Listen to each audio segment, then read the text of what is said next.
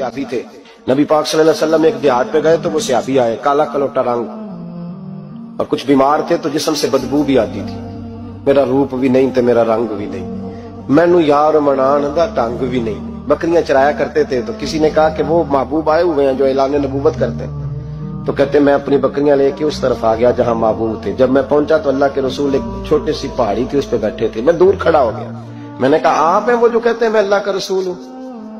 तो कहते महबूब ने फरमाया दूर क्यों खड़े हो, नेड़े आओ, मैं बताता हूं मैं ही अल्लाह का रसूल हूं। तो कहते हैं मैंने कहा नहीं, मेरे जिस्म से बदबू आती है, मुझे तो मेरे अपने पास नहीं बिठाते, पसीना आता है तो बदबू निकलती है, हुजूर मैं नहीं करीब आता। कहते महबूब उठ के खड़े हुए, हुजूर कदम आगे बढ़ाते तो मैं पीछे बढ़ाता, हुजूर आगे मेरी जानिब चलते तो मैं पीछे होता। फरमाते महबूब तेज दौड़े और मेरे करीब आए तो नबी पाक अलैहिस्सलाम ने मुझे बगलगीर कर लिया।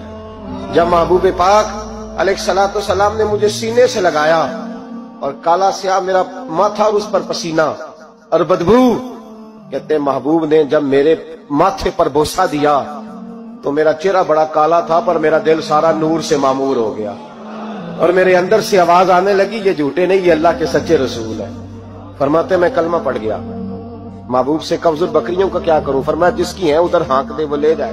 कहते हैं बकरियां चली गई। मैंने कहा मेरे लिए क्या हुक्म है? तो हुजूर ने फरमाया ये तलवार है, वो घोड़ा है, वो मैदान है, जिहाद कर।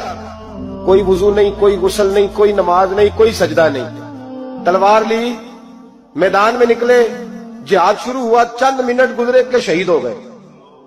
सहाबा कहते अल्लाह के रसूल उनके सराहने खड़े हुए, हुजूर की आंखों में आंसू, फरमाने लगे ये बंदा देखो, इसने अमल थोड़ा किया है पर अजर ज्यादा ले गया है, अमल थोड़ा किया पर अजर।